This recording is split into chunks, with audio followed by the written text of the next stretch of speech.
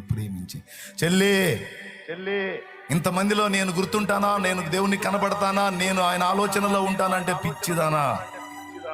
ఒక్క రోజు కూడా ఆయన నిన్ను మర్చిపోలేదు అన్నది నగ్న సత్యం అని నీవు నమ్మగలవా?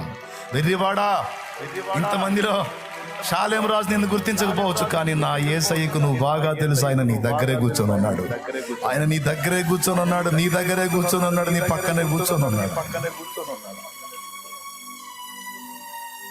ఎందుకు తెలియదా నీకు? నువ్వు ఈ రోజే నువ్వు కొత్తగా వచ్చినా సరే, ఈ రోజు నువ్వు వచ్చినా సరే, ఈ రోజే ఫస్ట్ టైం చర్చికి వచ్చినా సరే, నా యేసయ్య నీతోనే ఉన్నాడు, నీ పక్కనే ఉన్నాడు. ఆయన నిన్ను ప్రేమిస్తున్నాడు.